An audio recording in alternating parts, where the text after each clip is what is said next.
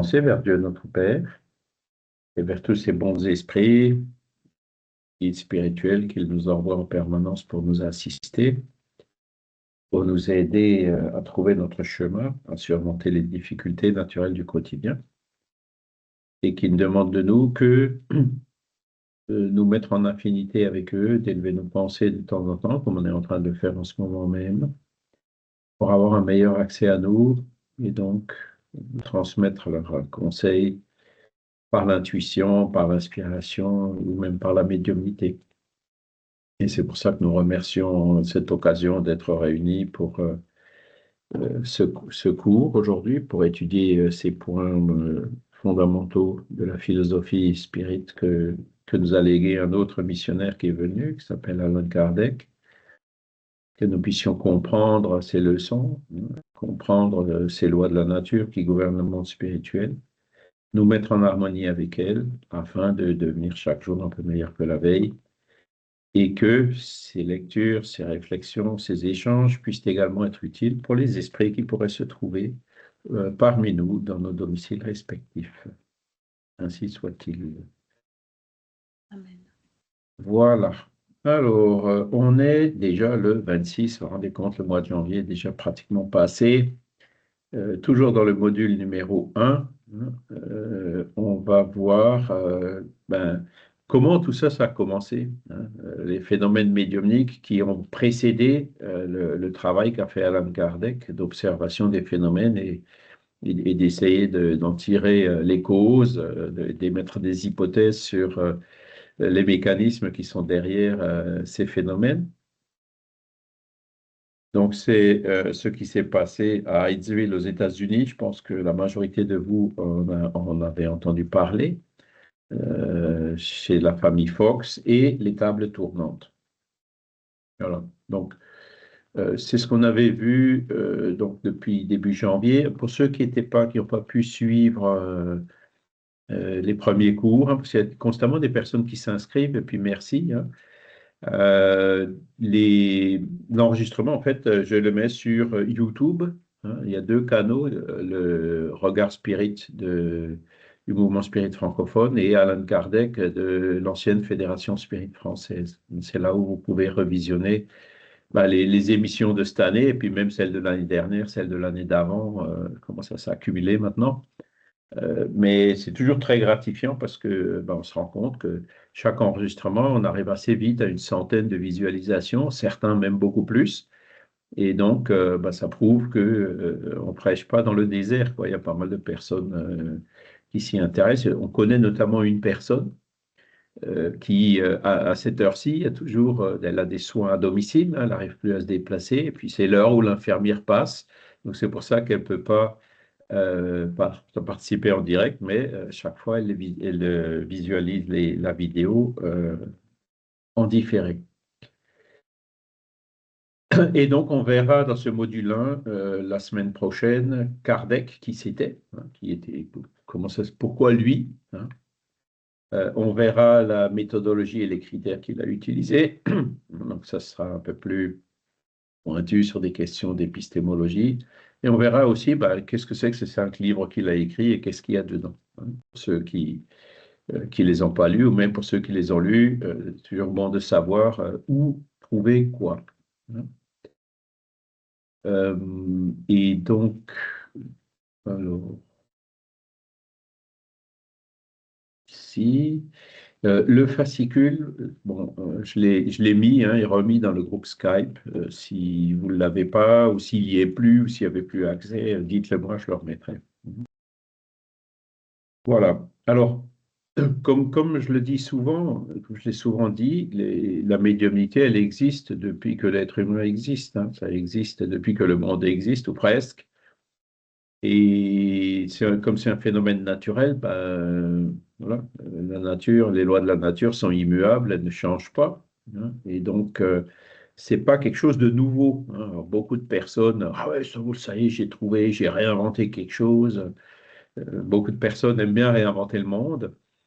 Et Allan Kardec a toujours eu cette humilité de dire, oui, c'est rien de nouveau, hein, parce que le fait que ça ait toujours existé c'est une preuve de plus que le phénomène il est bien authentique, hein, que c'est pas nouveau, que ça a toujours existé, mais que on le comprenait imparfaitement, et c'est grâce au travail qu'il a réalisé que maintenant on le comprend mieux, hein. Et il y a encore du travail à continuer pour le comprendre encore mieux, hein.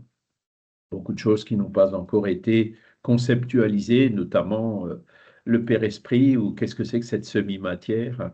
La physique ne s'y est pas encore intéressée suffisamment, la science en tout cas. Et donc, ces phénomènes qui se produisent depuis toujours, hein, il y a toujours eu des fantômes, il y a toujours eu des châteaux hantés, il y a toujours eu, dans toute l'histoire et la préhistoire, il y a toujours beaucoup de récits de ce genre qui ont existé et qui se produisent d'ailleurs encore toujours aujourd'hui, hein. Et Hydesville, c'était donc un cas de maison hantée, mais un cas de maison hantée qui au moment où il s'est produit et puis l'intensité qu'il a eu une répercussion immense. Donc, Hydesville, c'est une petite ville qui est dans l'État de New York, hein, où à l'époque la presse était déjà forte et tout. Il y a eu une répercussion immense dans la presse au niveau mondial. On en a parlé un peu partout dans le monde de ces phénomènes-là. Et c'est ce phénomène, hein, qui s'est produit en 1848, hein, qui a attiré l'attention du monde entier ou rappelé, hein, l'occurrence de ce genre de phénomène et leur caractère étrange ou, entre guillemets, inexplicable et aussi authentique, hein. Et ce phénomène de Hydesville, alors il y a aussi eu des maisons hantées en France, hein, il y en a toujours eu et il y en a toujours d'ailleurs. Mais en France et puis dans le reste du monde, les premiers médiums, hein, ils utilisaient des guéridons, hein, c'est ce qu'on appelle les tables tournantes, des petites tables, ils mettaient leurs mains dessus, et puis la table bougeait, ou on entendait des coups dans la table, alors elle se balançait, elle tapait par terre avec un pied. Et donc, grâce à ce procédé, il y a des personnes qui ont réussi à établir des communications avec les esprits, hein, du genre un coup pour oui, deux coups pour non, ou alors un coup pour A, deux coups pour B et 26 coups pour Z, vous voyez. Donc, c'était assez long, hein, mais c'est comme ça que les premiers médiums se communiquaient dans les premiers groupes. Donc ça, c'était dans les années 1850 en France. Là aussi, on trouve des récits. Les journaux de l'époque en sont pleins, avec bien sûr des gens qui étaient surpris du phénomène, qui ne le niaient pas, qui affirmaient sa réalité, et d'autres qui le critiquaient, qui le niaient, qui l'attribuaient au diable, à la folie des gens qui étaient réunis. Enfin, voilà, il y a eu toutes les réactions. Et c'est en fait cette polémique qui a enflé au niveau mondial et qui a fait que, à cette époque-là, donc c'est 1848, c'est le milieu du 19e siècle, il y a eu un regain une invasion, hein, comme le dit Arthur Conan Doyle dans son livre sur l'histoire du spiritisme, une invasion de ces phénomènes qui, pour attirer l'attention des humains à cette époque-là sur les causes possibles, hein, donc celle qui a été attribuée par la suite, hein, qui est donc l'intervention des esprits.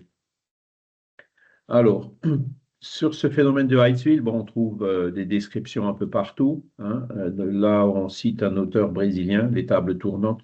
Je ne pense pas que ce livre soit traduit en français, mais aujourd'hui, il y a un site de la Bibliothèque nationale de France qui s'appelle Retro News. Alors, il y a certaines fonctions qui sont payantes, mais il y a d'autres fonctions qui sont quand même gratuites. Si vous allez par exemple sur ce site et que vous cherchez dans les journaux entre 1845 et 1855, par exemple, l'expression table tournante, hein, vous verrez qu'il y a des centaines et des centaines d'occurrences. Donc, les journaux parlaient énormément de ça à cette époque-là. C'était devenu une véritable mode, un divertissement, hein. À l'époque, il n'y avait pas de télé, pas d'Internet, il y avait le théâtre, hein, il n'y avait pas encore les cinémas. Donc les gens, en fait, se réunissaient dans les salons, invitaient d'autres personnes.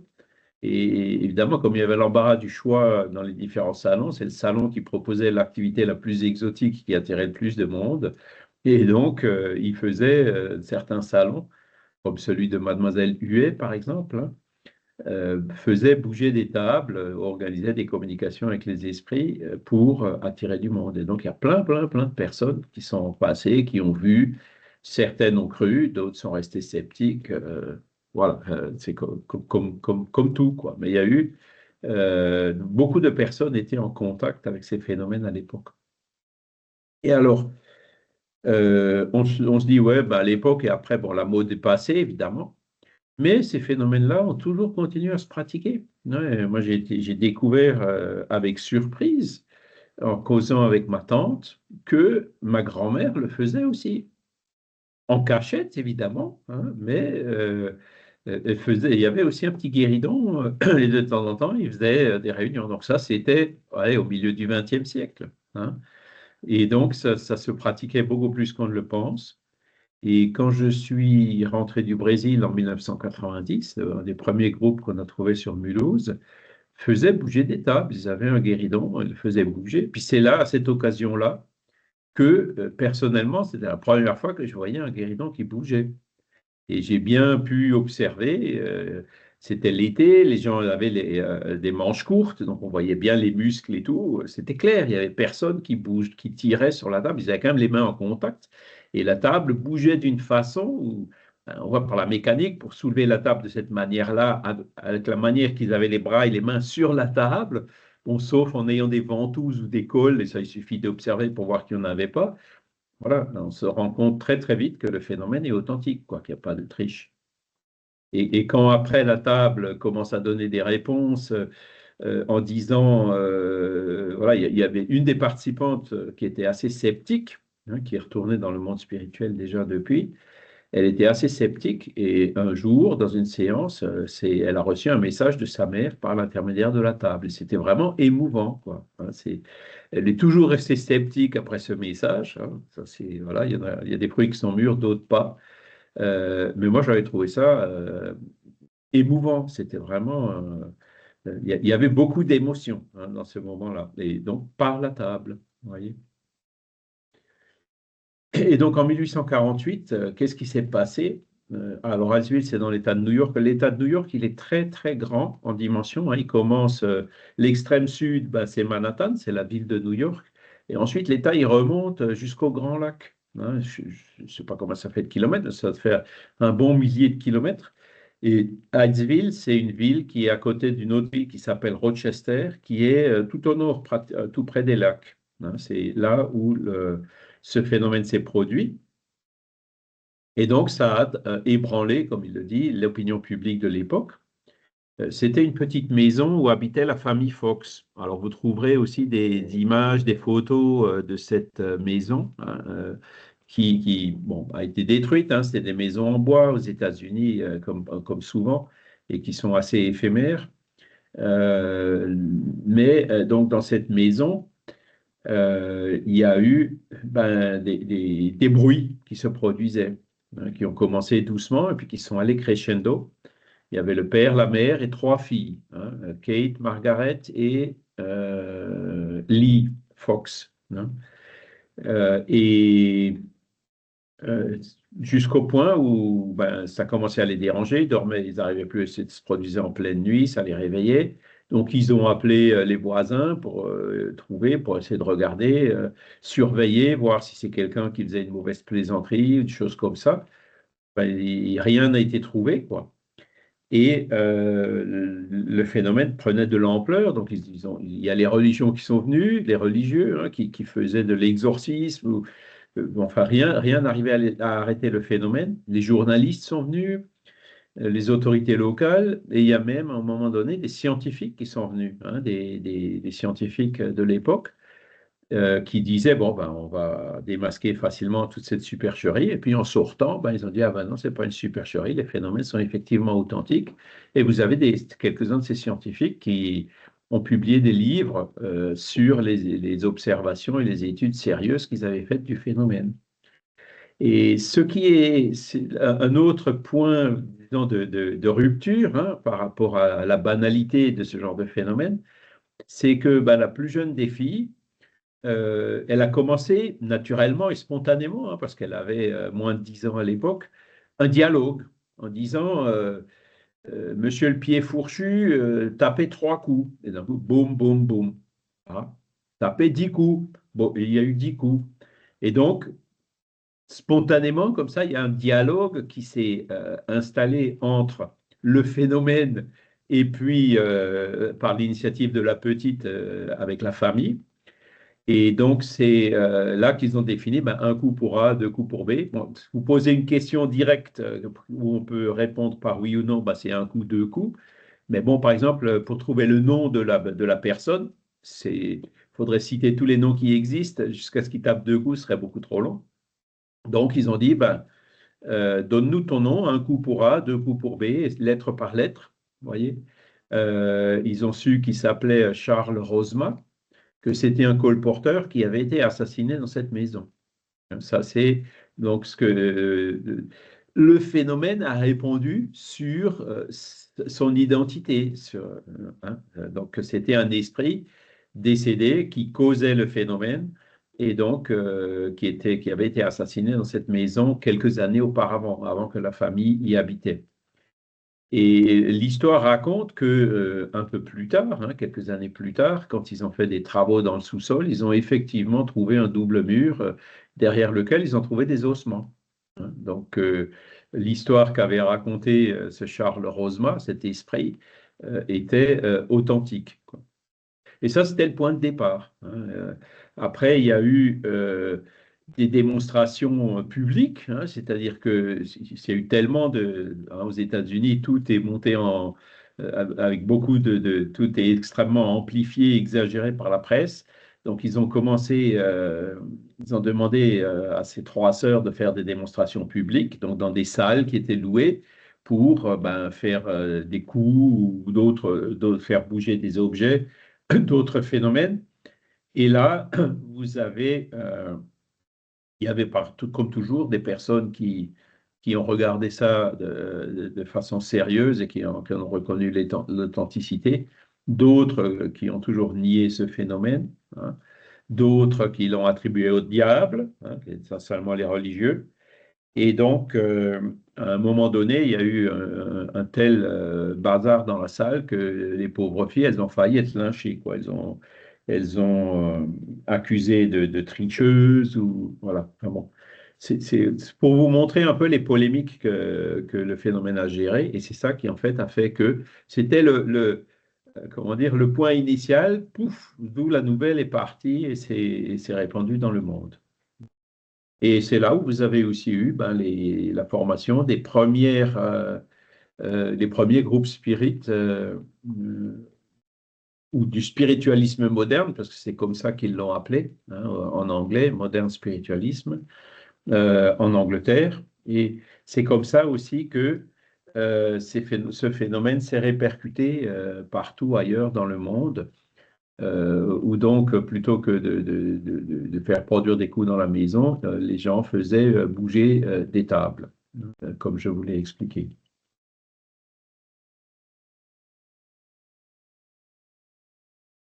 Et donc, en France, on trouve ces descriptions dans les journaux, comme je vous l'ai dit, et comme vous pouvez le retrouver, dès 1851-1852, quoi, hein, et c'était très commenté.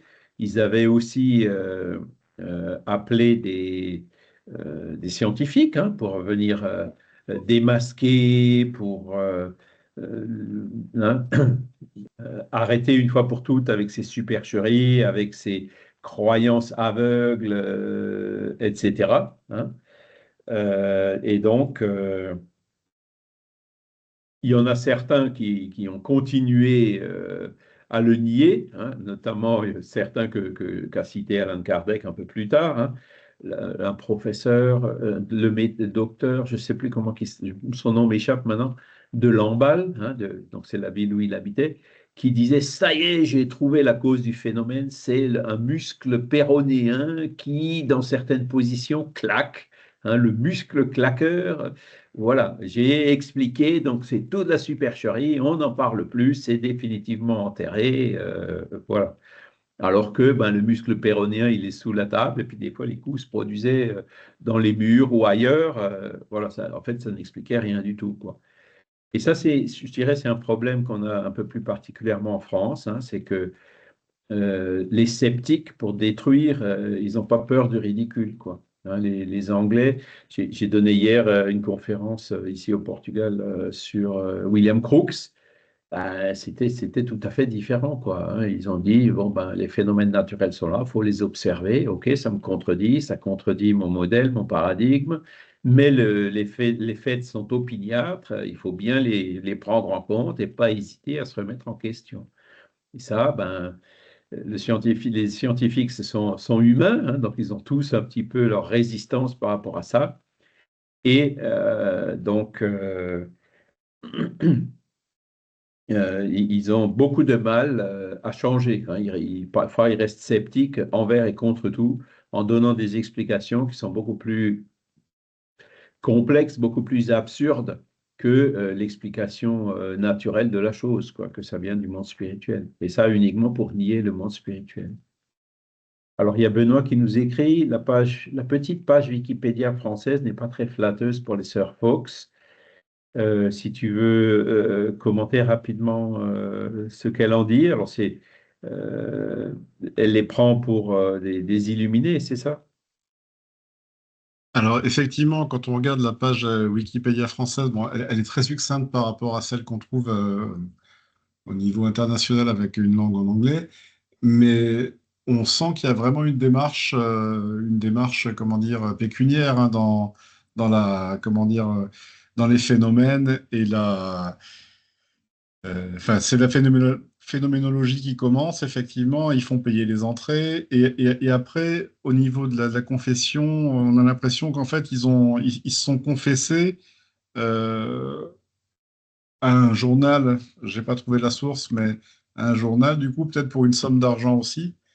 Et on peut se poser la question si tout ça, c'était pas quelque part une histoire économique. Certainement qu'il y avait des phénomènes derrière, mais leur démarche, telle qu'elle est présentée sur la page Wikipédia FR, là, c'est pas très, ça paraît pas très, comment dire, très.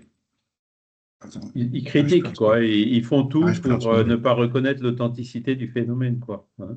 Ouais, Pour ouais, ouais, trouver mais bon, des... ça divise, hein, ça divise effectivement ceux qui croient et ceux qui n'y croient pas, hein, mais chacun a des arguments en fait pour Voilà. justifier suite à ça. C'est un peu, c'est, voilà, Donc, vous voyez, ça c'est pas- continue encore aujourd'hui. On continue, on continue à en parler, hein. Mais après, bon, tous ces salons avec les tables qui tournaient, il y avait plein de gens qui étaient là et qui voyaient le phénomène qui était difficile à nier. Hein. La personne qui observe un tant soit peu voit tout de suite s'il y a des cordes ou des fils ou des leviers ou des vérins ou si la personne soulève avec le pied ou je ne sais quoi. Hein. C'est quand même assez facile de voir si le phénomène est, s'il y a quelqu'un qui triche ou pas. Hein.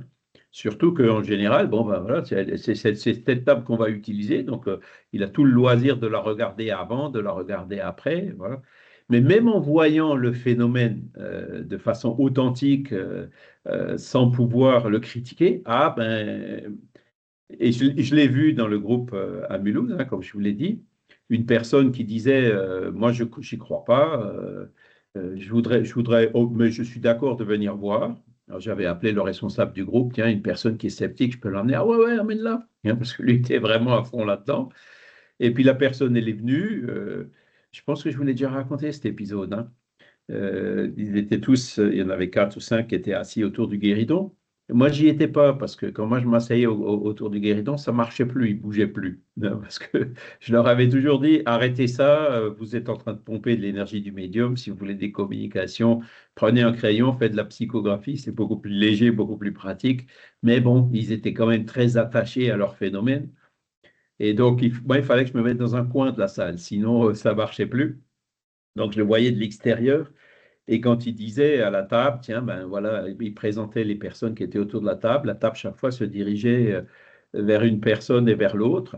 Et quand ils sont arrivés à cette nouvelle personne, tiens, voilà une nouvelle personne, dirige-toi vers cette nouvelle personne. Et la table, elle est allée vers cette nouvelle personne. Elle commençait à se rapprocher, quoi. Et il disait, bon, c'est bon, maintenant tu peux revenir au centre. Et la table, elle n'a pas obéi, elle a continué à avancer. Elle s'est mise de travers, hein. Il y a un pied de la table qui s'est enroulé autour des pieds de la chaise où était assise la personne. Moi, dans mon coin, j'étais écroulé, quoi. C'était vraiment tellement authentique. Et puis l'autre, le chef du groupe, hein, c'était un mineur qui travaillait en Afrique, quoi, l'armoire à glace, reviens au centre, j'ai dit, avec toute son autorité et tout. Pas moyen que la table obéisse. Bon, elle a fini par revenir, mais c'était tellement authentique, hein, tout fait exprès enfin exprès par les esprits, hein, pour essayer de faire bouger l'opinion de cette personne. Et puis à la fin de la séance, ah ben non, non, il poussait la table, il tirait, elle est restée dans sa négation, quoi. Donc ça fait aussi partie de la réalité. Vous aurez des gens, même devant les phénomènes les plus patents, resteront toujours sceptiques. Et c'est ça qui illustre ben, notre liberté, notre libre arbitre. Il y a des fruits qui sont mûrs, d'autres pas. Franck? Oui, Charles. Au sujet des sœurs Fox, c'est vrai que le débat est toujours, toujours actuel et il y a les partisans du pour, les partisans du contre. C'est vrai qu'elles ont eu une vie qui s'est terminée finalement un peu dans la misère, avec Oui. des problèmes d'alcool et des choses comme ça. Elles ont dit qu'elles avaient triché, que tout cela n'était qu'une invention. Mais au final, est-ce que en fait on peut penser, enfin moi je pense que les phénomènes étaient authentiques.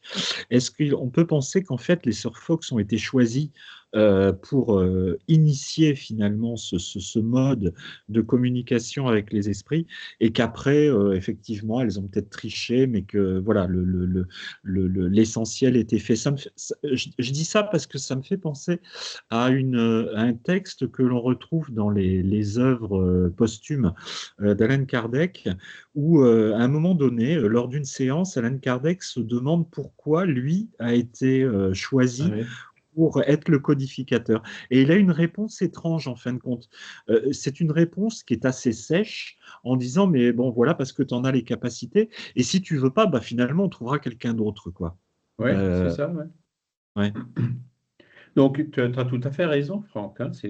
Je pense que les sœurs Fox elles-mêmes, avant de se réincarner, ont accepté cette mission, hein, la famille, que ça s'est produit comme ça, hein, que elles ont été quelque part l'instrument de cet événement qui a déclenché toutes ces choses par la suite.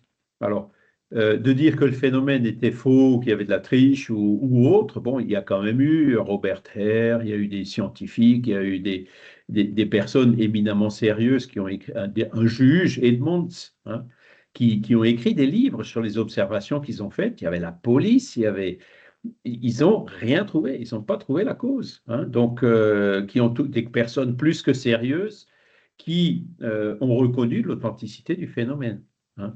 Alors qu'après, aux États-Unis, business is business, il y a très vite l'argent qui s'en est mêlé. On leur a fait des offres pour faire du spectacle, des personnes payées pour aller dans ces salles pour voir, et quand le phénomène ne se produisait pas, ben, ils les faisaient. Voilà, enfin, qu'il y a eu toutes ces. À partir du moment où l'argent s'en est impliqué, qu'il y a eu toutes ces vagues, on peut très bien le comprendre. Mais voilà, c'est pas parce qu'il y a eu de l'exagération, c'est pas parce qu'il y a eu une exploitation financière que le phénomène en soi n'est pas authentique, hein. Ces témoignages de ces personnes sérieuses qui sont allées l'étudier, bon voilà, c'était quand même des scientifiques de l'époque renommés, quoi, hein. Donc, et puis, je vous dis, moi, si j'en ai vu une table tournée. Léon Denis, il est assez direct, hein, dans son livre Dans l'invisible. Il dit, vous voulez savoir si vous êtes médium? Facile, asseyez-vous autour d'une table et puis regardez si elle bouge, hein. Et il va jusque-là, Léon Denis, hein. Et en fait, le phénomène se produit de façon très courante. Et quand on en parle un peu, ça se fait souvent en cachette, comme ma grand-mère. Il y a un ski club dans une montagne derrière la ville où j'habitais, où Alors là, par contre, ce n'était pas un guéridon, hein, c'était une table en bois massif qui faisait 10 ou 12 centimètres d'épais, qui pesait 4 ou 500 kilos, qui bougeait, hein. Et donc, quand on creuse un peu, on découvre hein, les personnes comme ça en aparté. C'est un phénomène qui est extrêmement courant, quoi. Donc, dire que tout ça, c'est de la triche ou c'est de l'invention ou c'est de l'hallucination ou autre, ça ne tient pas, hein. Maintenant, c'est vrai que il y a des personnes qui, même devant l'évidence, ne se convainquent pas. Ça, ça ne sert à rien d'insister, hein, ce serait les contrarier, donc il faut laisser le temps. Il faut laisser le temps euh, qu'elle se convainque. Et quand on voit tout ce qui s'est produit derrière, hein, donc tu fais bien, Franck, de parler de ce que Alain Kardec, on va en parler un peu plus loin, a fait, comment il a réagi par rapport à ça, hein. Quand on lit les œuvres posthumes, effectivement, la première fois, il était, je me souviens bien, Madame de Pleine Maison, hein, où je ne suis jamais 100% sûr de la séquence, où c'est là, pour la première fois, il avait vu une table bouger.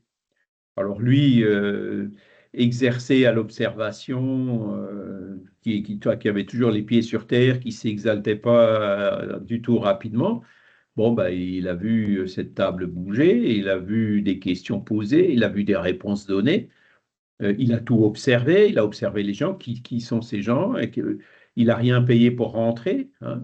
Il ne faisait pas d'exploitation financière, il a regardé leur motivation et tout, qu'est-ce qui pourrait les motiver à tricher, etc.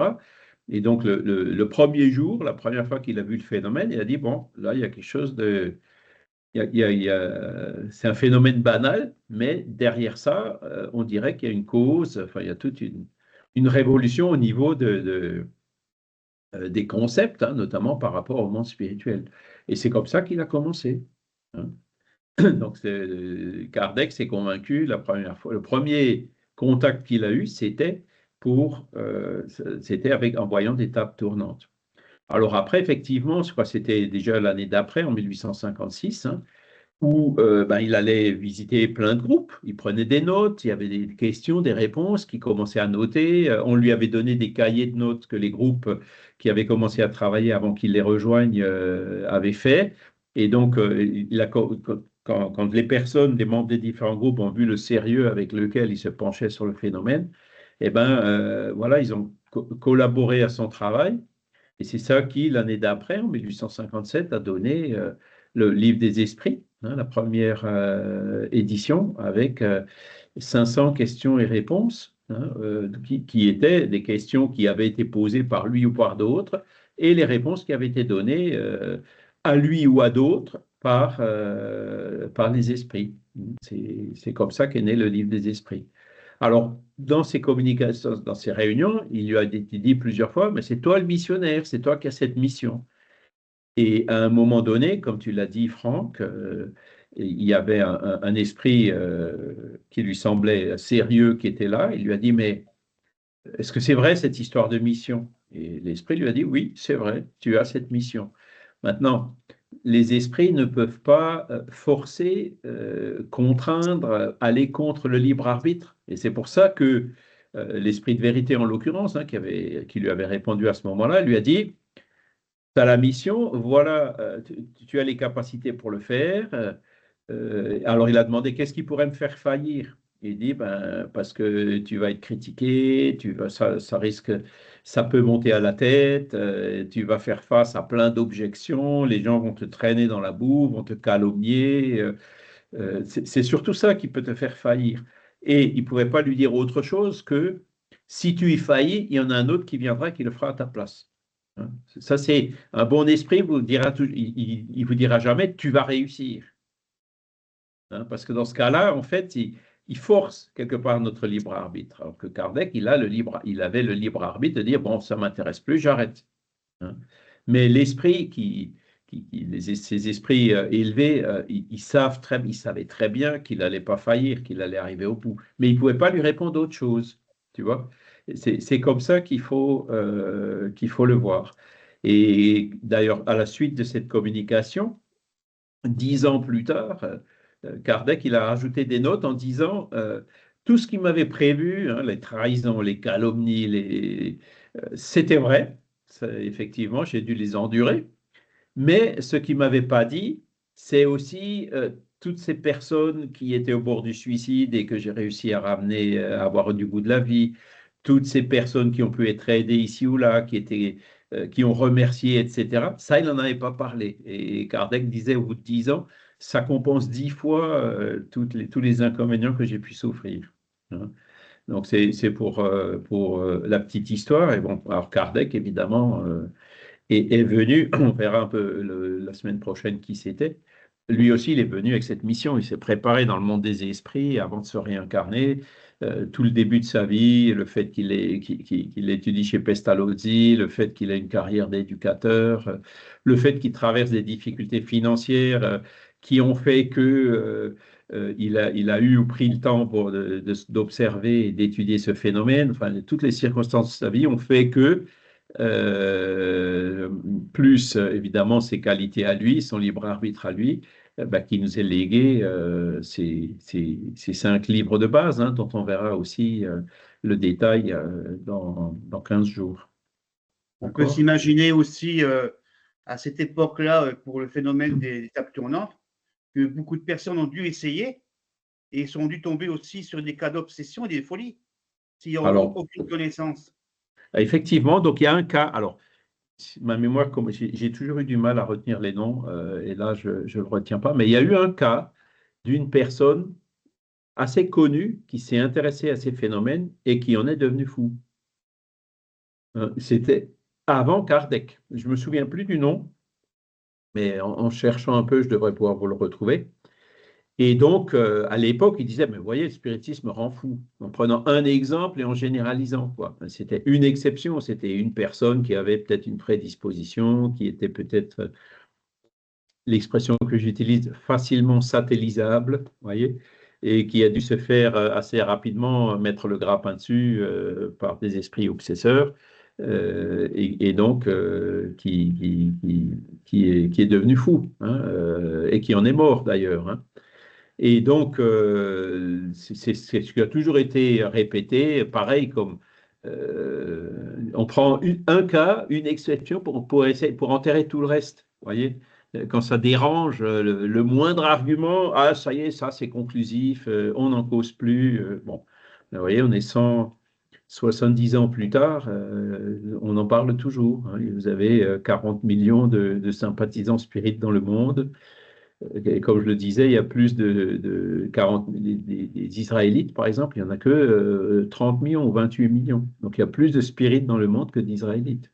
C'est surprenant, mais c'est ce que disent les statistiques sur les religions, hein, qui sont d'ailleurs fausses, parce que le spiritisme n'est pas une religion. Vous voyez? Donc,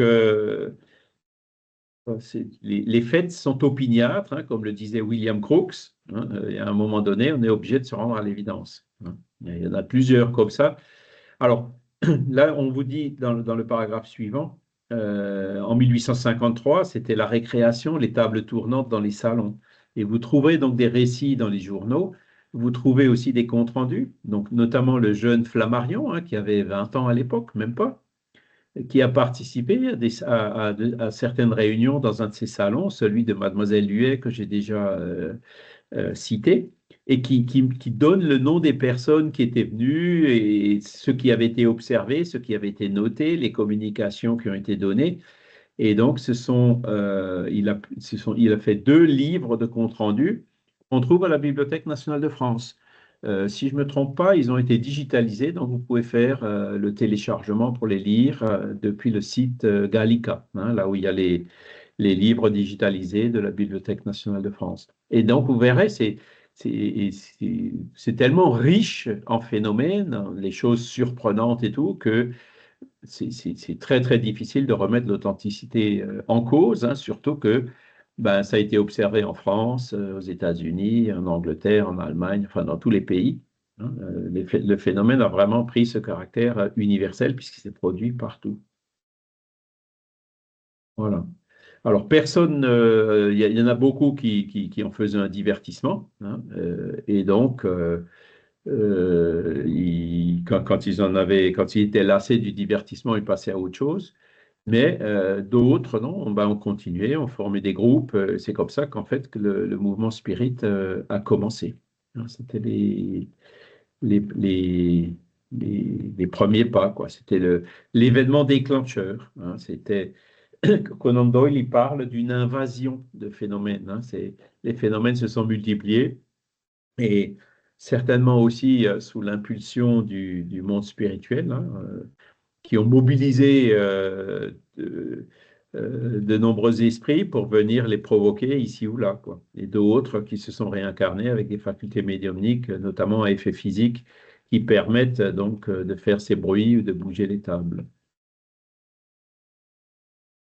Donc voilà comment ça a commencé. Il y a eu des précurseurs aussi, hein, je pense qu'on en a parlé, c'était le premier qui... tac, tac, tac, non, on n'en parle pas. Tiens, il me semblait que ça avait peut-être été regroupé dans ce... Il faudra que je vérifie. Dans les précurseurs, ben, il y avait, j'ai déjà cité un certain nombre de... Il y a Emmanuel Swedenborg, ça vous dit quelque chose? On en avait parlé déjà, je pense pas, non? Ben, Emmanuel Swedenborg, donc c'était un extatique suédois qui était connu, quoi. C'est un scientifique. Alors c'était presque une centaine d'années avant. Hein. C'était fin du XVIIIe siècle. Et vous avez encore aujourd'hui des groupes de Swedenborgiens qui suivent cette philosophie de Swedenborg.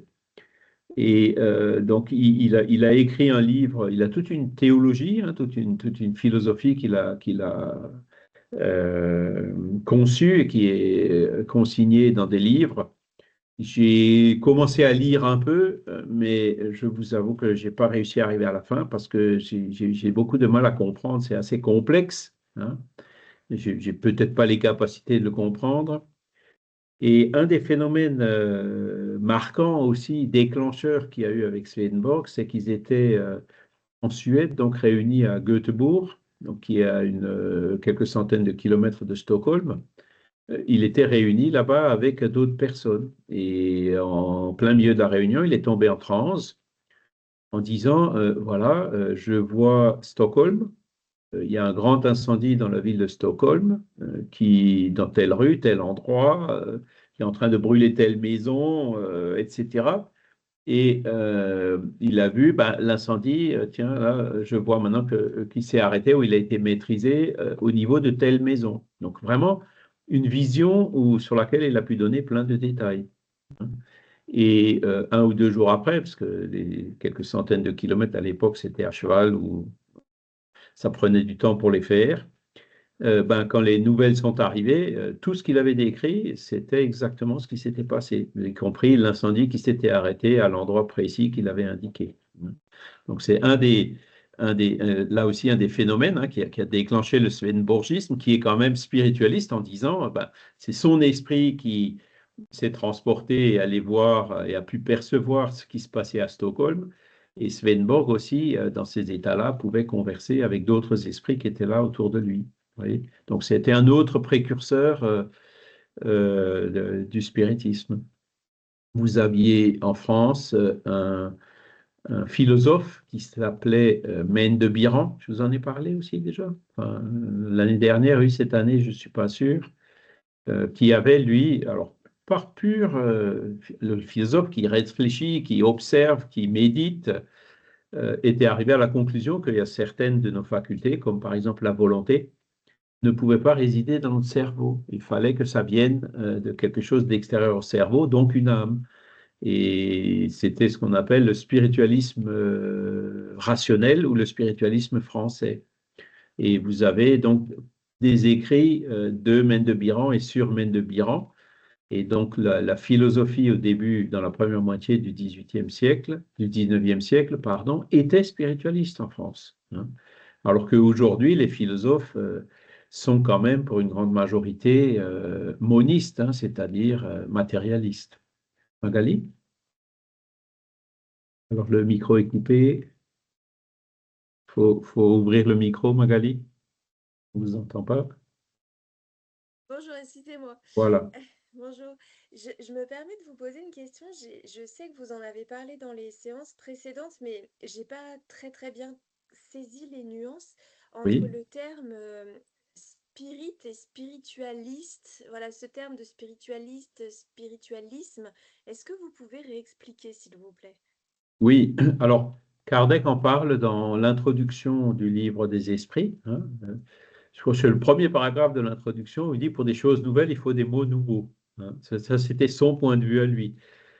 Les Anglais, après, donc 10 ans avant, hein, 10 ans ou 9 ans avant le livre des esprits, ils avaient appelé ce mouvement le spiritualisme moderne. Ils ont pris spiritualisme, ils ont rajouté un adjectif pour qualifier donc l'observation, l'étude de ces phénomènes de communicabilité, hein. Et Kardec avait dit, bon, le mot spiritualisme a déjà beaucoup de sens, donc lui en donner un de plus, ça ne ferait qu'ajouter à la confusion, hein. L'amphibologie, comme il dit, un mot qui veut dire plusieurs choses et qui finit par diluer le langage, quand on ne sait plus trop de quoi on parle. Et c'est pour ça qu'il a dit, moi je préfère définir un nouveau mot, et c'est donc lui qui, la première fois, et ça maintenant c'est reconnu par les chercheurs, le CNRS, des langues et tout, que le mot spiritisme, la première fois qu'il a été utilisé en France, c'était en 1857 dans le livre des esprits. D'accord? Alors la différence, c'est que euh, on dit que spiritualisme, le mot, en son sens général, c'est l'opposé du matérialisme. Le matérialisme, c'est les personnes qui croient que tout ce qu'on voit dans la nature, c'est la matière. D'accord? Donc les atomes, les molécules, les particules, etc., ce qu'étudie la physique, la chimie, etc. Alors que les spiritualistes, eux, disent, oui, il y a la matière, mais il y a aussi l'esprit, il y a autre chose, il y a quelque chose d'immatériel dans l'univers et dans la nature, hein. Ou, alors, spiritualiste, donc, et spiritualiste, tous ceux qui croient que dans l'univers, il existe autre chose que simplement la matière, notamment qu'il existe une âme, que cette âme survit après la mort, etc. Donc, par exemple, toutes les religions sont spiritualistes.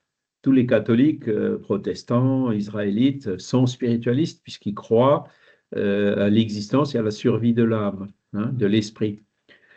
Mais ils sont spiritualistes, mais ils ne sont pas forcément spirites, hein. Les catholiques sont spiritualistes, mais ils ne sont pas spirites, puisqu'ils ne croient pas en la réincarnation, ils ne croient pas à la médiumnité, etc. Donc, c'est là où on voit que le mot spiritualiste a donc un sens très général, hein. Tout spirit est spiritualiste, mais tout spiritualiste n'est pas spirit. Et c'est ça qui permet de bien faire la différence entre les deux mots. Merci beaucoup, ça va mieux. Voilà. Merci bien.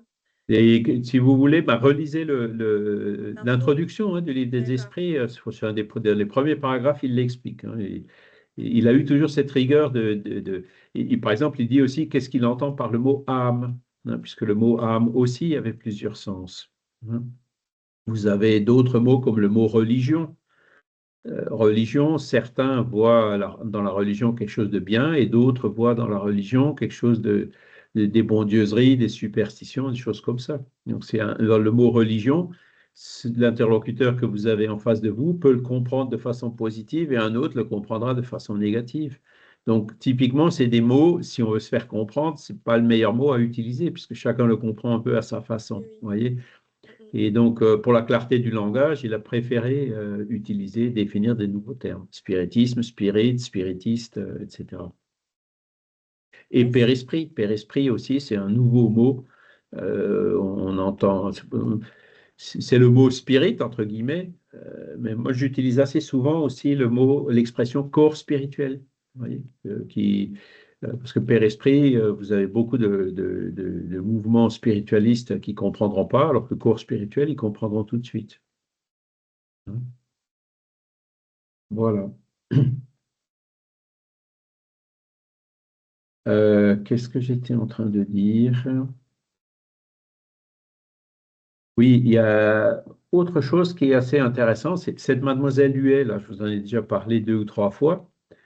Elle était dans la Société parisienne des études spirites pendant les premières années, hein. Après, on a retrouvé une lettre où Kardec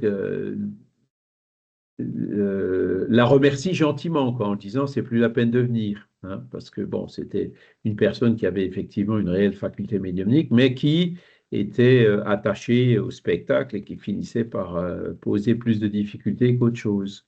Donc Flammarion l'a suivi, il a fait des comptes rendus que vous pouvez trouver, et Mademoiselle Huet, elle a aussi fait toute une chronique, plus de 2 décennies plus tard, dans la revue Le Spiritisme, donc qu'on a aussi mis sur l'Encyclopédie Spirit. Hein, on a tous les numéros, il ne nous en manque qu'un seul, hein, vers la fin. Il nous manque un numéro mensuel qu'on n'a pas trouvé, hein, ni à la BNF, ni à la Bibliothèque Sainte-Geneviève, ni sur Google, ni nulle part, hein, qui nous manque encore, pour compléter la série. Mais dans ce journal, vous trouverez donc sur toute une année, hein, dans chaque numéro, Mademoiselle Huet racontait ce qui se passait dans son salon en citant les noms des personnes qui étaient là, les phénomènes qui se produisaient, etc. Donc, on a plein d'informations sur ce sujet, sur ces salons. Pour ceux que ça intéresse, je pourrais vous mettre, je les ai récupérés dans les journaux pour les mettre bout à bout, en faire dans un seul fichier, quoi. Hein, donc je pourrais vous l'envoyer ou je le mettrai sur le groupe WhatsApp, ou sur le groupe Skype, pardon, si vous le souhaitez. Voilà, qu'est-ce qu'on peut encore dire à part sur ce sujet? Voilà. Margaret et Kate, ainsi que, alors là, ils mettent l'IA, en fait, c'est L-E-A-H. Alors, l'IA, c'est peut-être la traduction de l'I en français. Voilà, Kate, elle avait 11 ans. Je vous avais dit qu'elle avait moins de 10 ans, alors qu'en fait, non, elle avait 11 ans. Mais c'était une gamine, quoi, qui a commencé à jouer avec le phénomène. Et c'est ce jeu, si vous voulez, qui a attiré l'attention en disant, ah, bah tiens, il y a une intelligence derrière, on peut poser des questions et des réponses, etc. Encore un petit événement déclencheur par rapport au phénomène. Hein. Monsieur Splitfoot, pied cassé, en fait, c'est pied fourchu. C'est le sabot des porcs. Hein. Donc, elle n'était pas très polie avec le phénomène. Hein. Faites comme moi en tapant dans les mains, elle tapait 3 fois, puis il y a eu 3 coups, etc. Hein. Et donc, ça a commencé en fait par jeu, comme un jeu. Et là, c'était organisé par les esprits qui ont inspiré la gamine à faire ça et qui ont enjoint, entre guillemets, l'esprit à y répondre. Quoi, hein. Voilà. Et donc là, vous avez l'histoire un peu plus longue. Si vous voulez l'histoire complète, vous la trouverez. Alors, il y a un livre de Arthur Conan Doyle qui a été traduit en français, L'histoire du spiritisme. Et lui, donc, il est allé aux États-Unis tout au début du XXe siècle. 50 ans s'étaient passés déjà. Hein. En 1898, il y a eu un congrès à Londres des spiritualistes en commémoration du cinquantenaire des phénomènes de Hightsville. Encore aujourd'hui, si vous allez aux États-Unis, dans cette région-là, vous retrouverez, alors, comment est-ce que ça s'appelle? Ah, j'ai de plus en plus de mal avec les noms, je suis désolé. Il y a un village là-bas, un village entier où il n'y a que des spiritualistes. Alors évidemment, il y a du commerce, il y a des médiums, ils vendent des objets.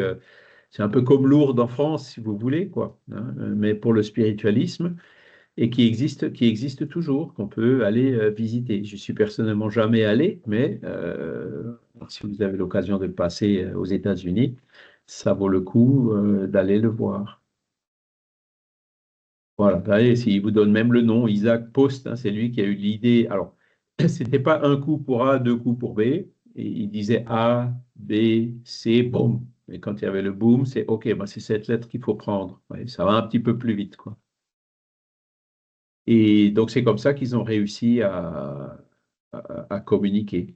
Gabriel Delanne en parle aussi dans le phénomène spirit. Vous voyez, il fait aussi un récit de cet épisode, mais le récit le plus complet, c'est Arthur Conan Doyle. Hein. Voilà. Et parmi donc les personnes sérieuses qui sont allées voir, il y a un juge, hein, John Edmonds, hein, un professeur qui s'appelait Mapes, hein, un autre qui s'appelait Robert Hale, L'autre, c'était Dale Lowen, hein, qui, entre autres, hein, sont allés voir, ont fait des enquêtes et ont reconnu, ils voulaient démasquer la supercherie et ils sont tous reconnus en disant non, les phénomènes sont effectivement authentiques et on n'a pas réussi à identifier de cause autre que celle qui est avancée. Voilà. Là, vous avez aussi les noms des Français qui se sont... il y avait pas mal d'intellectuels hein, qui y participaient. Kardec, il en parle un petit peu dans les... Enfin, il avait pris des notes qui ont été publiées après dans les œuvres posthumes, où il donne aussi quelques informations sur cette période-là qui sont assez intéressantes. Malheureusement, des fois, il cite que... il y a un épisode dont je me souviens, il dit « Monsieur M », 3 petits points. Donc il dit c'était un personnage excentrique qui était discrètement en France et qui avait des idées un peu révolutionnaires, entre guillemets. Hein. Et certains, alors, et c'est là où il y a encore un petit problème des recherches qui sont encore à terminer, disent ce monsieur M, c'était peut-être Karl Marx, qui était un contemporain de Kardec, et qui, à l'époque, Napoléon lui avait gentiment dit sors du pays si tu veux pas que je te mette en tôle. Et il était exilé en Angleterre. Mais il venait parfois discrètement en France. Hein. Et l'esprit qui était là à ce moment-là lui disait lui, il va venir d'abord, en se tournant, c'était une corbeille avec un crayon, hein, il va venir d'abord pour, je dirais, imposer ses idées, et toi, en montrant Kardec, tu viendras après pour réparer, refaire tout ce qui a été cassé. Alors, c'est un peu épisodique, mais on peut dire, ben oui, effectivement, le communisme est déjà passé. Hein. Il y a eu à partir au début du XXe siècle, la révolution bolchevique et tout. Vous avez plusieurs pays, la Chine ou la Corée du Nord ou Cuba ou d'autres, hein, ou le Venezuela en ce moment, j'en oublie peut-être, hein, qui ont instauré des régimes communistes qui ont, pour la plupart, pas très bien tourné, quoi, qui sont assez rapidement transformés en dictature, ici ou là. Et des régimes qui cherchent un peu à forcer l'égalité entre les êtres humains. Donc, l'erreur du communisme, c'est justement ça, c'est qu'il va contre nature. Hein, c'est l'épisode du plombier polonais ou de l'Allemagne de l'Est. Hein. Ma mère avait de la famille qui était en Allemagne de l'Est. Il disait que quand il y avait une fuite d'eau, ben, il fallait attendre 6 mois, 1 an pour que le plombier vienne. Et comme les plombiers, ils étaient tous traités pareil, ben, vous en aviez un qui était travailleur et l'autre qui était fainéant. Ben, devinez ce qui s'est passé. Si le travailleur ne reçoit pas plus que le fainéant, ben, ils deviennent tous fainéants. Il dit pourquoi je me fatiguerais. Donc c'est un peu le fait de vouloir forcer tous les êtres humains à être égaux, ça part d'un bon sentiment, d'un bon principe, mais c'est contre nature. Hein. Parce qu'il y en a qui sont travailleurs, d'autres qui sont fainéants, il y en a qui ont une intelligence plus développée, qui apprennent plus, et d'autres qui sont plus dans l'oisiveté ou dans l'indifférence, qui ne cherchent pas à comprendre et à apprendre. Et donc, ce sont ces différences au niveau de l'utilisation du libre arbitre de chacun qui expliquent les différents niveaux d'évolution qu'on trouve entre les personnes ici sur la Terre. Donc, forcer une égalité, c'est contre nature. Hein. Et c'est ça qui a fait, c'était une des causes, hein, Léon Denis en parle pas mal, notamment dans un article qu'il a écrit Socialisme et spiritisme, mais pas que, où il explique, selon lui, pourquoi tous ces systèmes n'ont pas fonctionné à cause de ça, et aussi parce qu'ils sont, pour la plupart, éminemment matérialistes. Hein. Tout est basé sur le matériel, sur l'argent, etc. Et donc, c'est les deux causes que Léon Denis cite pour expliquer pourquoi ces phénomènes n'ont pas fonctionné. Et donc, ce monsieur M, 3 petits points, ça aurait peut-être été Karl Marx. Mais quand on va dans les recherches qu'on a faites, c'est pas toujours facile, la date qui a marqué de cet épisode dans les écrits de Kardec, à cette date-là, quand on regarde la biographie de Karl Marx, il n'était pas en France. Il n'aurait pas été en France. Donc, on a toujours un peu le doute, quoi. Mais ça vous donne l'exemple de tout le monde, en fait, s'y intéressait. Hein. même l'empereur Napoléon III, hein, avec l'impératrice Joséphine, ils avaient fait venir Daniel d'Inglasholm au Palais des Tuileries en 1855.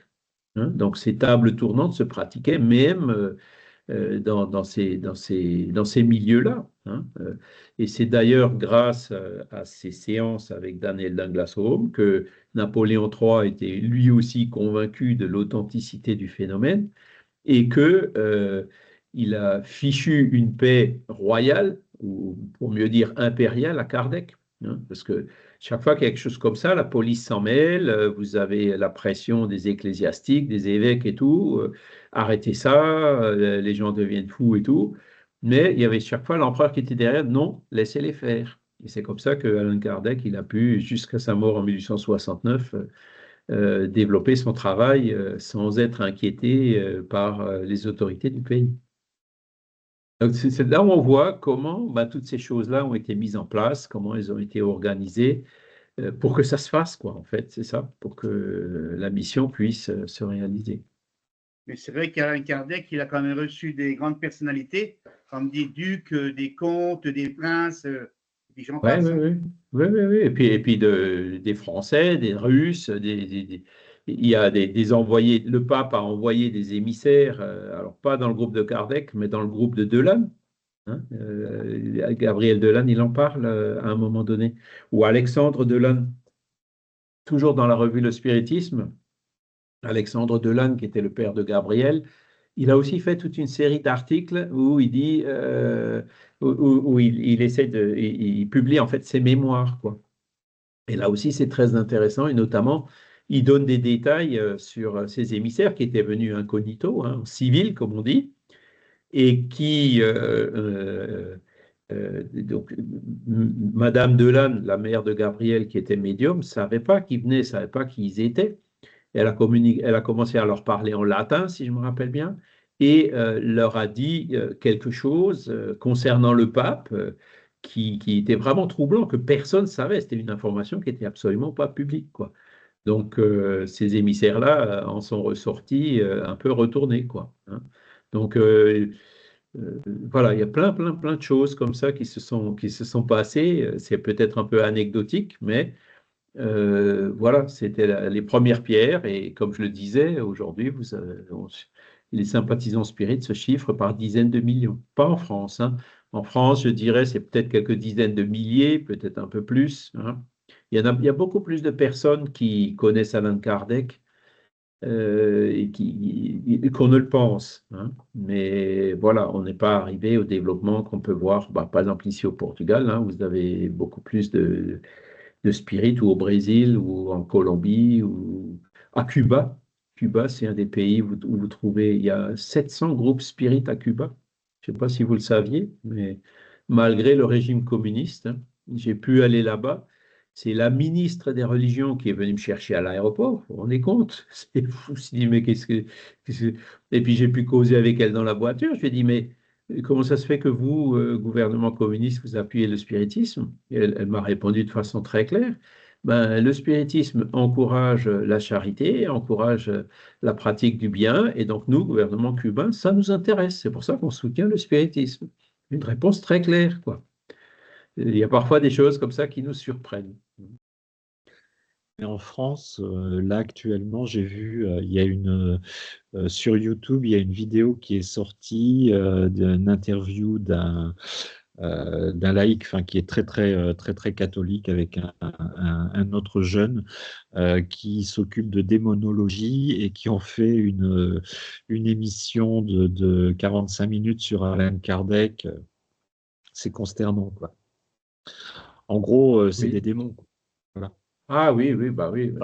C'est pas des laïcs, ça, c'est des religieux, quoi. Hein, Oui. Mais on en est encore là. Hein. Oui. Ben, c'est pas nouveau, hein, et ça continue encore. Hein. Et Kardec, il a parfaitement répondu à cette objection, notamment dans Qu'est-ce que le spiritisme? Un démon qui conseille de faire le bien, c'est un démon bizarre quand même. Hein. Un démon qui encourage la réforme morale, c'est quand même un démon bizarre. Il travaille contre lui, le démon, là. Hein. Donc, voilà. Mais c'est ce que j'appelle le système de tiroir, quoi. On a un tiroir hallucination, il y a un tiroir démon, hop, on met les trucs qui nous gênent dedans, on referme le tiroir et on n'en parle plus, hein. Ouais, la Mais nature, c'est elle n'est pas toujours la comme même ça. chose.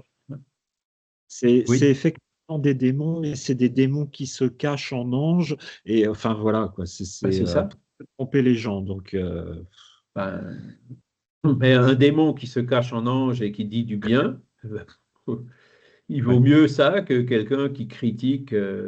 Enfin bon, vous voyez, bon, ça tient pas, hein. Moi j'étais content la première fois que j'ai lu Le ciel et l'enfer, où Kardec il fait vraiment le tri dans toutes ces choses-là. Qu'est-ce qui est logique, qu'est-ce qui n'est pas logique, qu'est-ce qui fait sens et qu'est-ce qui fait pas sens, hein. Dieu qui est soi-disant parfait, il crée des anges, hein, il fait des créatures à part, mais pas si parfait que ça, parce qu'il y en a un qui déconne, quoi. Il y en a un qui se déchoit et qui se transforme en démon. Bon, il est parfait ou il n'est pas parfait, quoi. C'est c'est des histoires qui tiennent pas, quoi, hein. Et donc, l'interprétation que Kardec donne, elle est quand même très claire. Les anges, c'est pas des créatures à part, c'est tout simplement des esprits qui étaient comme nous et qui ont évolué pour devenir de bons esprits, qu'on deviendra aussi un jour, hein. Et les démons, ben, le démon, c'est l'incarnation du mal en général, de façon générique, quoi, hein. Il n'existe pas quelqu'un qui a été créé éternellement voué au mal, ça n'existe pas, hein. Les punitions éternelles, tu es en enfer, tu y sortiras plus jamais. Elle est où la miséricorde de Dieu, hein, le pardon, il y a plein de choses qui sont enfin, dans la doctrine catholique qui ne sont pas logiques du tout. Et quand on prend un peu de recul par rapport à ça, on se rend compte que bah, c'est un spectre qu'on met pour faire peur aux gens et pour les dominer et les manipuler, hein. Donc voilà, avec tout le respect, hein. Euh, Ma mère était catholique, elle me disait toujours, je suis né catholique, je vais mourir catholique, parce que elle cherchait pas à réfléchir, elle voulait, comment dire, elle avait besoin d'un prêtre, de quelqu'un de confiance qui lui dise ce qu'il faut faire ou ce qu'il faut pas faire, hein. À l'époque, les prêtres étaient encore à peu près de confiance. Aujourd'hui, bon, ben, vous avez des imams ou même des prêtres desquels il faut quand même se méfier un peu plus, quoi. Ils ne sont pas aussi parfaits qu'ils ne le semblent ou qu'ils ne devraient être, hein.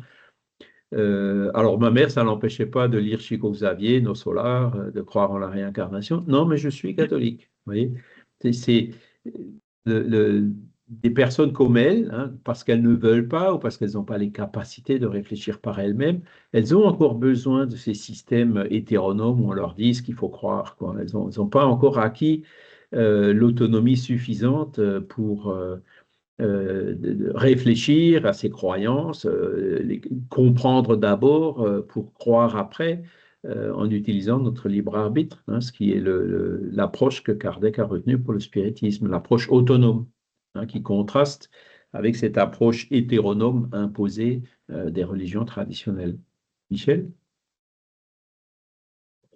Oui, ce qu'a dit Franck, là, c'est vrai que c'est intéressant. Un jour, un prêtre m'avait dit un peu la même chose, et je l'avais lu, chapitre 9, Marc, chapitre 9 de l'Évangile, verset 38. Jean lui dit, Maître, nous avons vu quelqu'un chasser des démons en ton nom, et nous l'en avons empêché, parce qu'il ne nous suit pas. Ne l'en empêchez pas, répondit Jésus, car personne ne peut faire un miracle en mon nom et aussitôt après dire du mal de moi. Ah, bah, il y a une contradiction, quoi. Il y a quelque chose qui n'est pas clair, ça. quelque chose qui n'est pas logique, hein. Exactement. Donc, c'est pas nouveau. Et après, vous en avez. Parce que, bon, il y a les religieux qui voient le spiritisme d'un mauvais œil. Eux, c'est le tiroir du diable, hein. Et ils n'ont pas d'autres objections, hein. Et Kardec, il y avait des jésuites qui étaient infiltrés dans la Société parisienne des études spirites, hein. On en a maintenant des lettres qui le confirment. Et notamment quand il a publié Le ciel et l'enfer, les premiers exemplaires, ils ont été achetés par des jésuites qui ont cherché justement des arguments pour le contrer. Ils n'ont pas réussi, hein. Le seul argument qui leur reste, c'est de dire c'est le diable. Tant que les gens ont peur du diable, ça fonctionne, quoi. Ils arriveront à la détourner. Mais comme il y a de plus en plus de gens qui pensent que le diable n'existe pas, ben c'est un argument qui ne fonctionne plus. Ils n'ont pas d'arguments logiques et rationnels pour expliquer que vous voyez, c'est vraiment, ils en restent à cet argument dogmatique de base, quoi, qui n'est pas du tout basé sur un raisonnement. Et les scientifiques, ils ont un autre tiroir, c'est les hallucinations. Bon, ok, mais c'est quoi les hallucinations? Des hallucinations qui voient des choses qui sont vraies et vérifiables. Est-ce que c'est toujours encore des hallucinations? Qu'est-ce qu'il y a derrière, hein? En fait, c'est un mot, c'est un tiroir qui n'explique rien. Et il y en a beaucoup qui le mettent là-dedans. Après, vous avez d'autres personnes qui cherchent aussi à exploiter ou à utiliser le spiritisme, hein. C'est un peu ce qu'évoquait Michel, qui veulent faire des faiseurs de miracles ou des vendeurs de miracles, hein, puisqu'il y a du commerce derrière, ou des Madame Irmin, ou j'en passe, qui n'aiment pas non plus qu'on montre la vérité d'un peu trop claire pour casser leur business, quoi. Ceux-là aussi s'opposent au spiritisme. Mais c'est ce qu'avait cité Franck, hein, dans ce message de l'esprit de vérité à Allan Kardec, que vous voyez dans les œuvres posthumes. Il lui disait, hein, toutes ces choses-là vont se produire, hein, Kardec en avait souffert. Aujourd'hui, on y fait encore face. Heureusement qu'on n'en est plus au Moyen-Âge, parce qu'au Moyen-Âge, on mettait les sorcières sur des bûchers, on les brûlait, hein. On n'en est plus là quand même, hein. Mais bon, voilà, moi, quand il y a quelqu'un qui me dit c'est le diable, ou ben, je fais un beau sourire, et puis voilà. J'ai de la compassion pour ce frère ou cette sœur qui m'ont amené cette objection. Je ne cherche pas trop à les contrarier non plus, parce que je sais que c'est difficile, hein, voire impossible, il faut laisser le temps, mais ça ne m'empêche pas d'avancer, quoi. Moi, je conseille, c'est une vision personnelle, mais aux gens de relire, enfin de lire ou de relire un petit ouvrage d'Allan Kardec qui est remarquable, qui s'appelle Qu'est-ce que le spiritisme, Ah où oui. il répond sous forme de dialogue avec un prêtre, un scientifique. C'est Un remarquable, journaliste, hein. c'est remarquablement bien fait. Alors, moi je dis toujours, ce livre, si jamais un jour vous êtes interviewé pour passer à la télé ou à la radio, ou même chez vous ou ailleurs, dans la famille, hein, les gens viennent, c'est quoi ton truc? Est-ce que tu peux venir nous en parler? Lisez Qu'est-ce que le spiritisme? Parce que, comme tu l'as dit, Franck, hein, avec le religieux, le scientifique et le journaliste, les arguments et les questions que Kardec écoutait beaucoup à l'époque et qu'il a mis dans ce livre en expliquant chaque fois la réponse, hein, qu'il avait faite, ben aujourd'hui, on vous pose encore les mêmes questions, on a toujours encore les mêmes objections. Non, moi je suis scientifique, je veux être convaincu, je veux qu'on me montre des phénomènes. Bon, qu'est-ce qu'on répond à ce genre d'objection? Comme vous lisez la réponse que Kardec a mis dans ce petit livre, ben, c'est encore la meilleure qu'on puisse donner aujourd'hui, hein. Et les objections du religieux, pareil. Et l'objection du journaliste également, quoi. Donc, oui, tu fais bien de le citer, c'est un petit livre, hein, il fait une 60aine de pages. Il y a cette première partie qui est ces questions-réponses. Et la deuxième partie, je crois qu'il a fait aussi un résumé des points principaux du spiritisme, si je m'en souviens bien. Donc, un petit livre qui est très complet.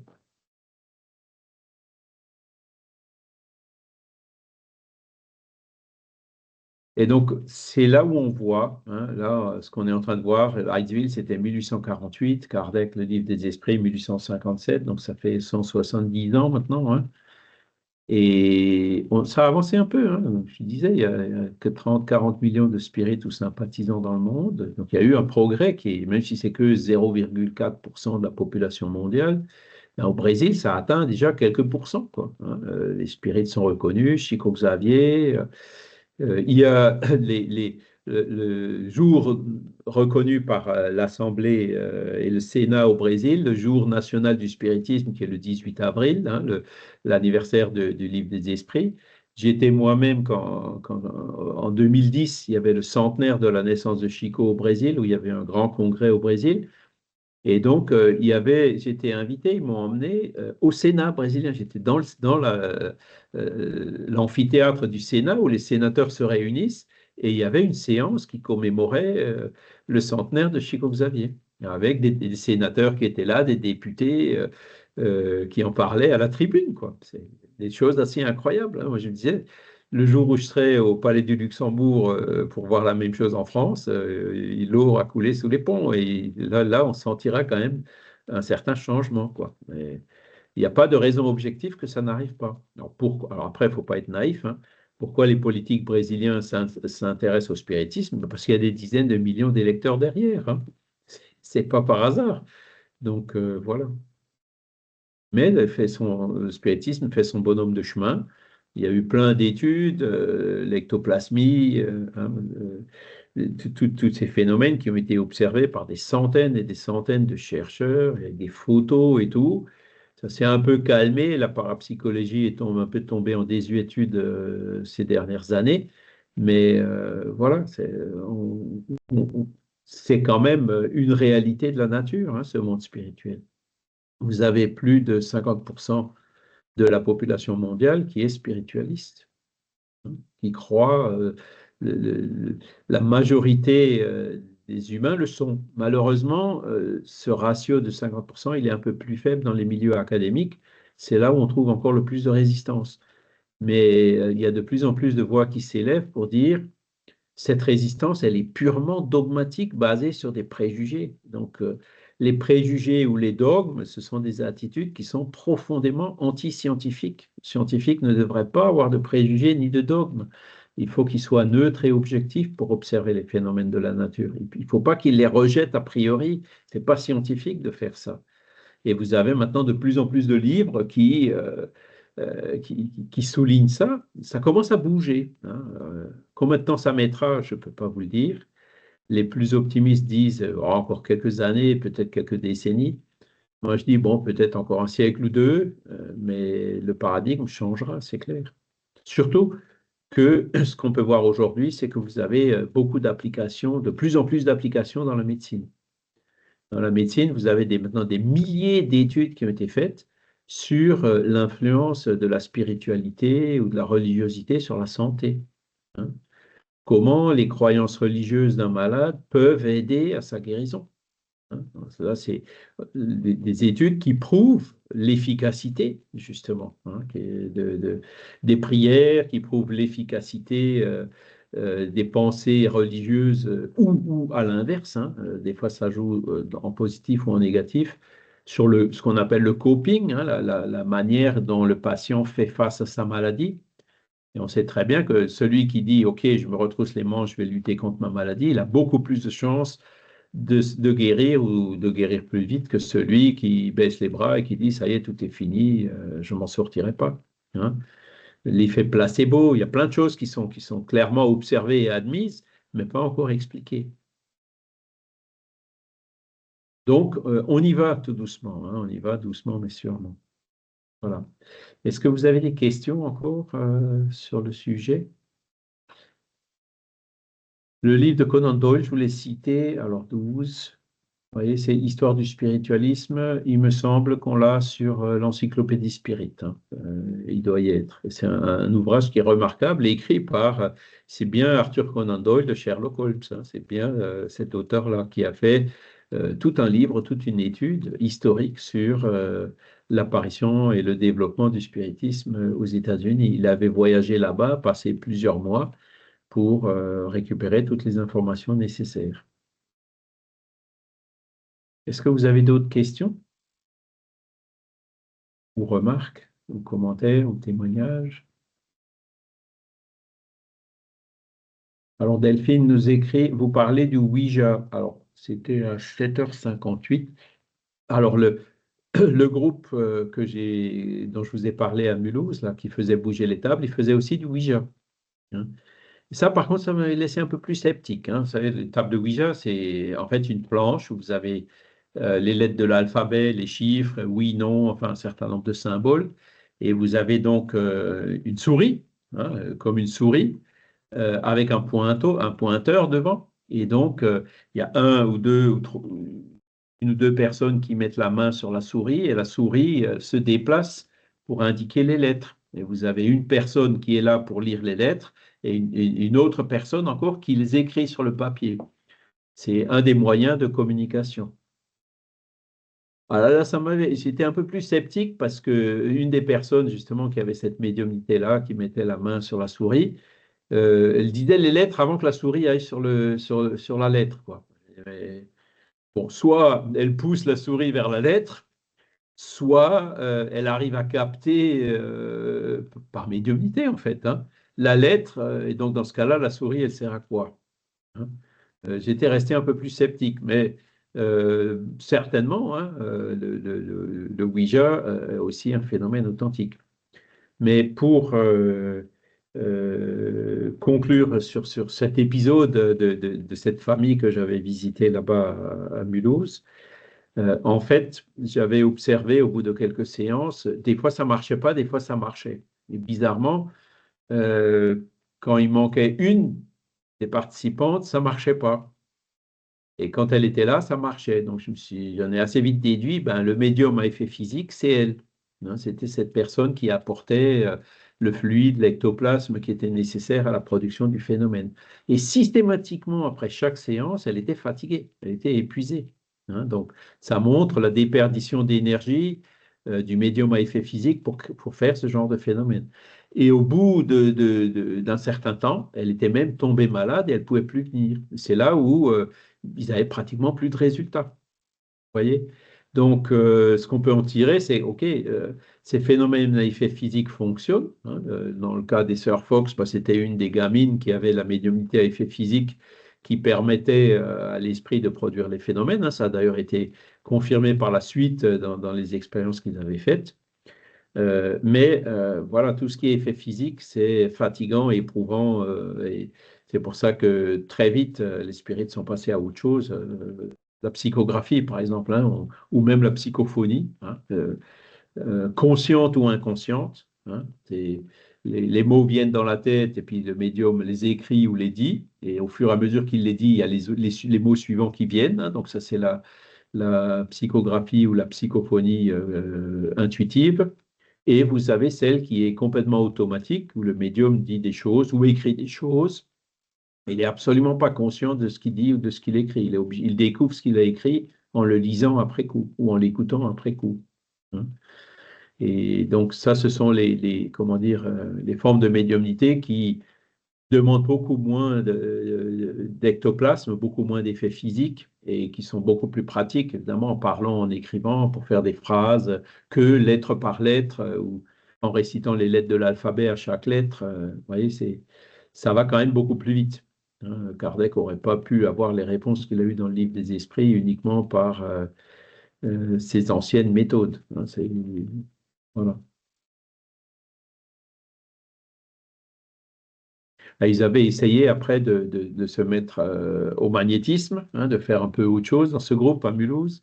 Mais voilà, au bout d'un certain temps, j'ai plus trop de nouvelles. En fait, ils avaient arrêté. La dernière fois que je l'avais vu, il était en train de faire un élevage de pigeons. Vous voyez, changer de. Donc là aussi, on voit, ben, c'était l'attrait pour le phénomène, quoi. Il était un peu motivé par la curiosité, cette table qui bouge, etc. Et ils sont pas allés bien au-delà, quoi. Mais c'est toujours un premier pas. Voilà, j'ai de nouveau dépassé l'horaire, je suis désolé, il est déjà 8h30. Ben, écoutez, je vous propose qu'on s'arrête là. Donc la semaine prochaine, qu'est-ce qu'on avait déjà dit? Donc ce sera le 2 février, on verra un peu plus qui était Alan Kardec. Hein. Qui était-il et pourquoi lui? Hein, pourquoi moi? Voilà. Ben, il ne nous reste plus qu'à remercier les bons esprits qui étaient avec nous pour nous faire guider dans ces réflexions, dans ces remarques, pour comprendre comment tout ça s'est produit, comment ça s'est mis en place, et que ça puisse nous éclairer par rapport à tout ce qu'on peut encore voir aujourd'hui, et surtout comprendre le but et la finalité de tous ces phénomènes, hein, de nous donner des preuves de l'existence de ce monde invisible et aussi de ces échanges entre le monde invisible et le monde des incarnés, de ces influences des esprits qui sont plus ou moins bonnes suivant la loi d'infinité. et qui peuvent utiliser à bon escient, nous aider énormément dans notre progrès, dans notre avancement. Voilà. Merci à tous. Je vous souhaite un excellent dimanche, une excellente semaine, et puis je vous dis à bientôt. Merci. Merci Merci beaucoup. Charles, bon Charles. dimanche à tous. Merci à tous. Bon Bon week-end. dimanche. Merci. Au revoir tout le monde. Merci, bonsoir. Bon, ben, moi, je vous dis à tout à l'heure, Charles. Oui, à tout à l'heure, Christiane.